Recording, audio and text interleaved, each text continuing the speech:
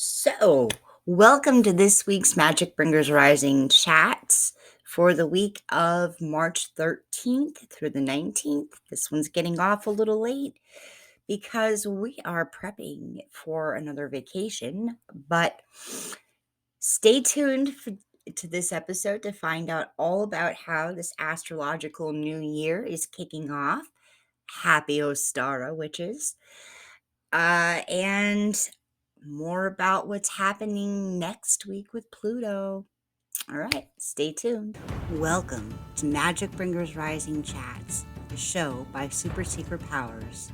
I'm your host, Lindsay Baldessano, and let's get ready for a dose of energy healing, channeled guidance, and humor to keep your intuitive flow open and your roots grounded so you can lead the life of healing, spiritual purpose, and magic that you want.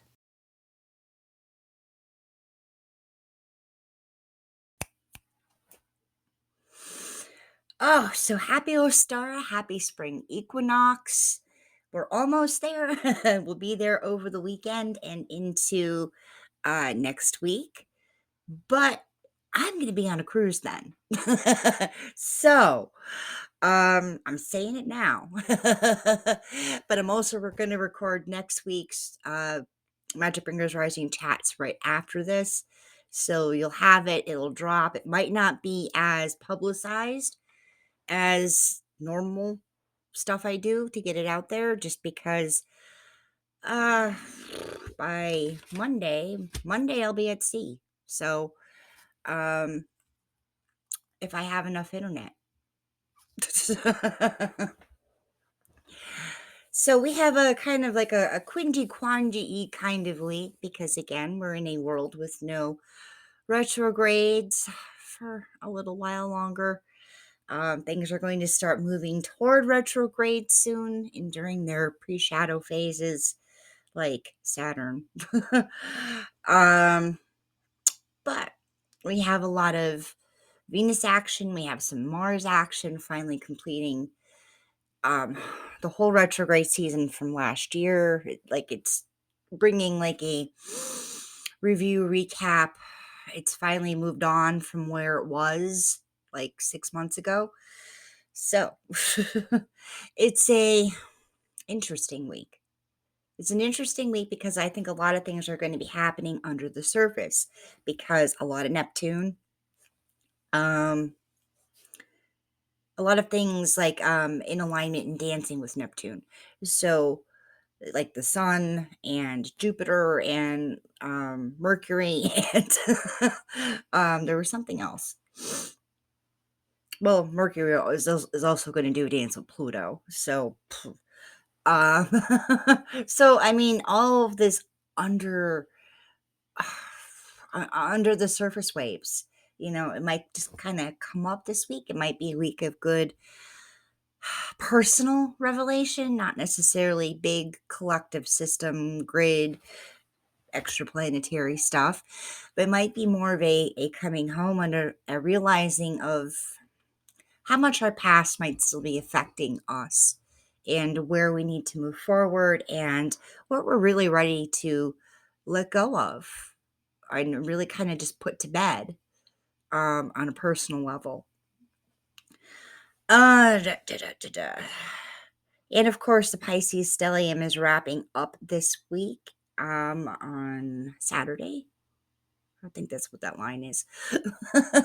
I've had some crazy dreams lately, so I have not been sleeping like I wanted to. I had a dream that my cat's squishies were made of something like flubber. So they were like semi-intelligent, semi-conscious things, and they were bouncing around and trying to attack me. So there. Talk about like subconscious things coming forward. But, it was probably just that my cat was like on top of me while I was having that dream. She came to look at my face and like was wondering why I wasn't feeding her. But anyway, expect as this week goes forward for there to be a lot more Plutonian action here. Um, And I've really been holding off on making any kind of interpretations, um, because I feel like I am still new in a sense to the idea of themed world changes enough to make those kind of predictions, because I'm not really a predictions kind of person. I'm a potentials kind of person. Um, but I wonder if some of this bank stuff that's happening now has to do with Pluto moving into Aquarius, because that's the big shift that's happening next week, along with um Ostara, along with the spring equinox, the beginning of the astrological new year, because Pisces is the 12th house and Aries is the first, and now we're moving into the first house, so it's the astrological new year. Um, but that kind of, goes with the new moon that's happening next week anyway. So there you go. It always kind of matches up like that, doesn't it?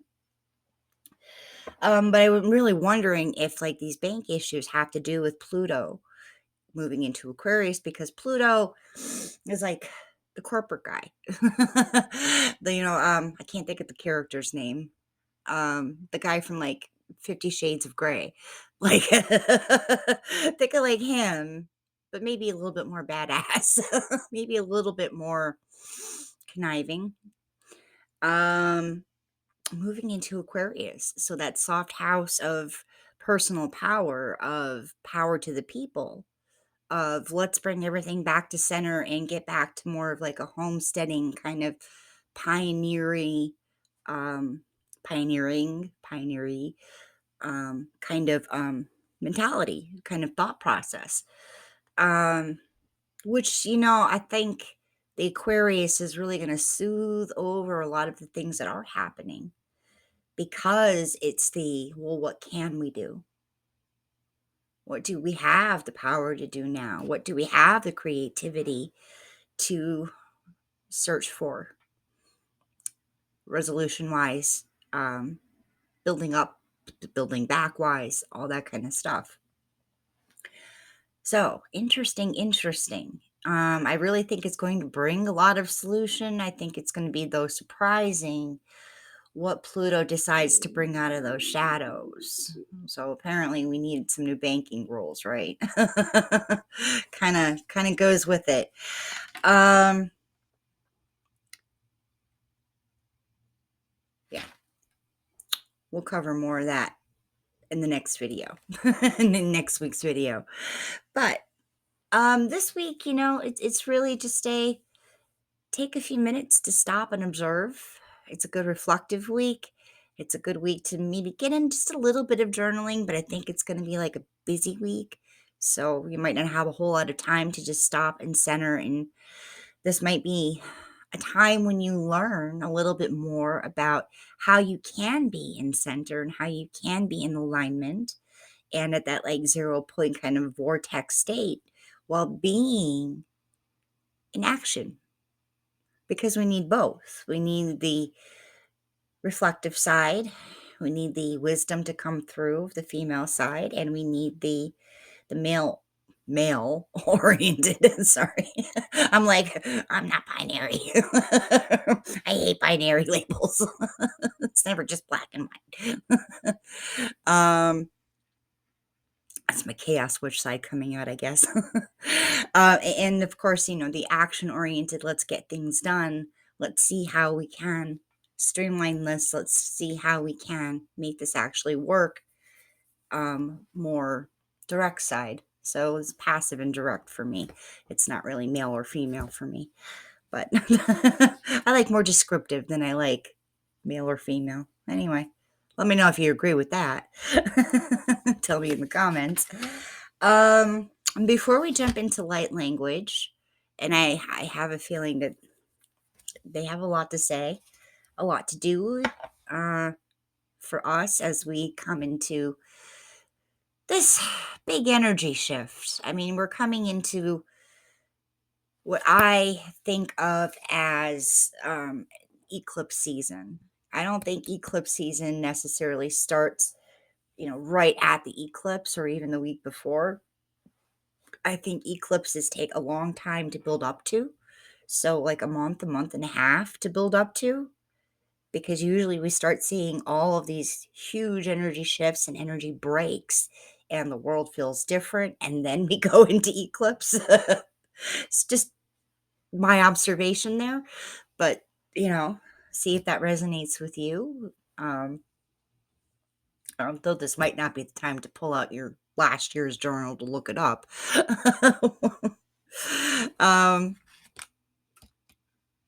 I forgot where I was going with that. But yeah, no, eclipse season. And the first eclipse of the upcoming eclipse season is going to be like the whammy. And then the second eclipse, the full moon eclipse that happens in May, is going to like soften things up. It's not going to be as impactful. So we have like this huge rush of change. And then from like now till the 19th, I think it is, uh, when the first eclipse happens, and then we have a softer, well, I don't know if I want to say more supportive, but it won't be like as in our face. It won't be as let's change everything now kind of energy. And then as we move into the summer, which is going to be completely different energy again, once we actually get deeper into retrograde season and Venus goes retrograde in Leo in June, July, different energies. But that's why I do this, because I feel like there are these epochs of energy shifts and energy changes. And, you know, you wake up one day and everybody, including you, is like on Facebook going like, what the hell happened to the world? Or why did this change? Or why am I thinking about this all of a sudden? And, you know, these general things affect the collective sometimes before we even realize what's happening on our internal level, because maybe we just haven't tuned in yet. Maybe we feel some stuff, like some new stuff, but we haven't yet identified it. So, you know, I think it helps to talk about these things, which is why I'm doing this. Let me know if you agree. Let me know if you find this helpful, because I can certainly do other things that you might find helpful. Anyway, so yeah, before we get into light language, just wanted to say that I'm going to be running a masterclass about a month from now. I know that's really early out, but I figured I might as well drop the link for that. It's either up in the post description or down in the video description, YouTube, Facebook, wherever you're watching this from. So take a look for that link, but it's going to be a 5-day masterclass and it is called Intuitively Aligned.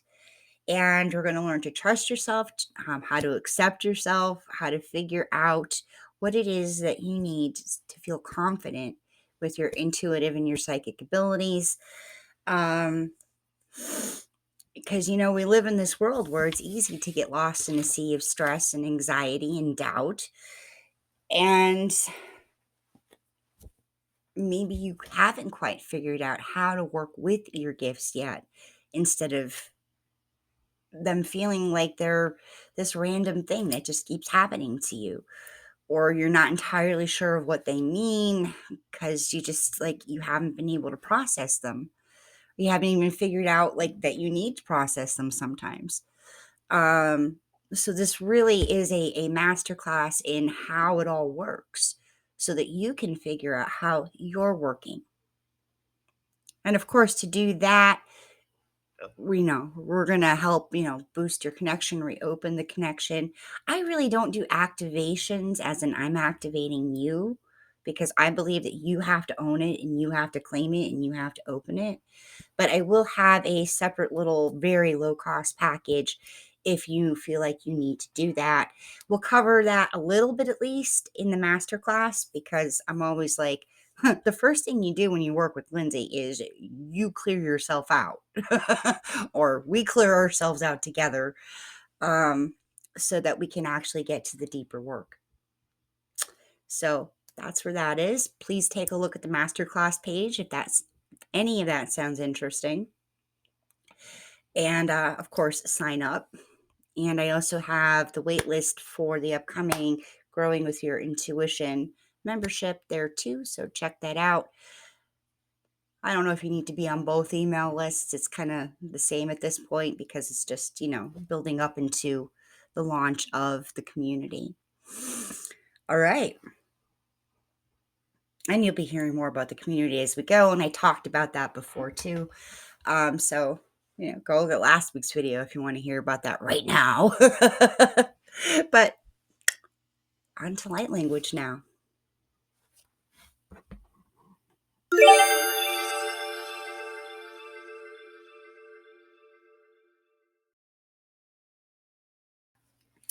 So, welcome to light language time for this week. And I have no idea what's going to come forward because I did not plan this and because it feels big. So, I'm not even sure Lindsay here, this body, is going to necessarily understand everything that comes through. So, all I know is let's just begin with like a huge clearing. So just, breathe into this and relax. Settle back wherever you are.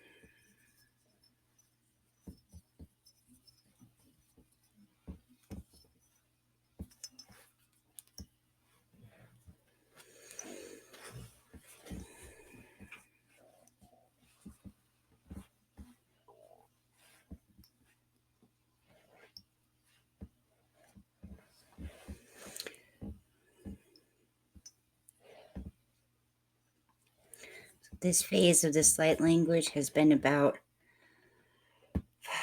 yes, clearing the system, but a lot of work on the energetic heart, the 3D heart, both the organ and the energy center. Just releasing attachments to how things were and helping to reconfigure things so that our priorities, our reset, are going to be much clearer going forward. In a sense, braiding in the things from our past that now need to be priority, part of our core energetics.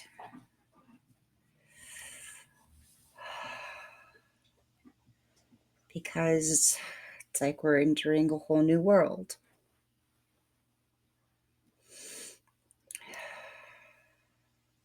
And we can't afford to see it with old eyes.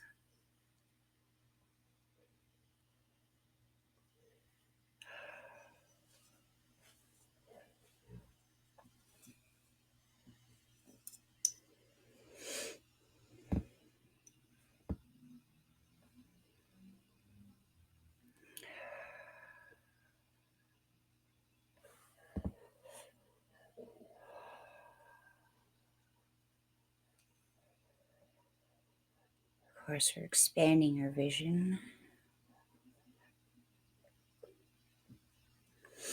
Finally seeing things as they really are.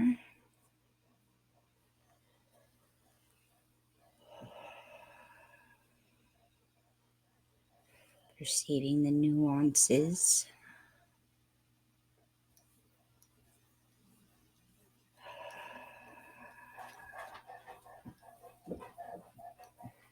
Sinking much deeper into our understanding, our sense perception of the world of energy we live in.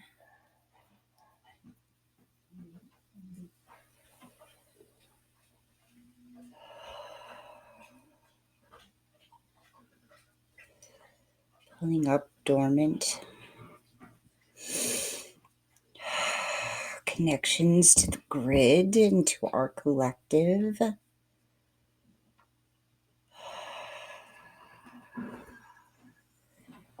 Even some that might feel very instinctual.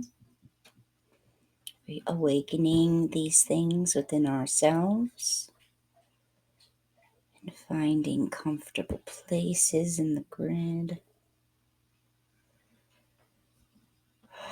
for which these can now be fed and nourished again. Smoothing out those energies as they come in. And of course, while Lindsay is working on her own body, she is using it as a symbol and representative of what is happening in this type of transmission and download and healing, for what is happening and what we intend. And if you open up to this transmission, of course, what it will help work on for you.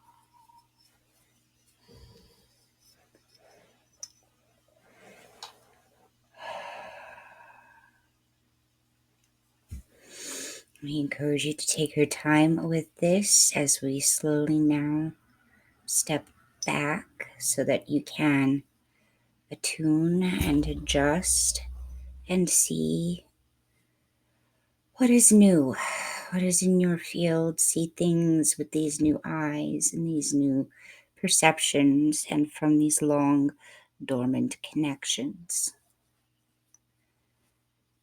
And if you're open to this and if you ask for our help, we can, of course, continue to work on this in the background this week as you need.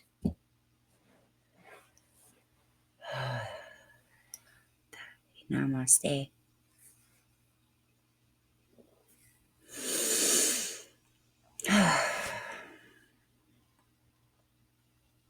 That was interesting. That was interesting. Okay. So if you found this useful, if you found this resonant, if this was exactly the kind of energy reset you need to really embrace the week ahead and the energies ahead, then of course, follow, share, follow, share Super Secret Powers on Facebook, YouTube, Instagram, wherever you find us, and on your favorite platforms. And I won't really be seeing you next week because I'll be on the cruise. But you can expect lots of pictures. So if you're not following me on Instagram or Facebook, certainly do that this week. That way you get to see all the pictures. and sign up for the masterclass and or the wait list. And yeah, it's going to be good. Whole new world, right? All right. I'll be seeing you when I get back from the cruise.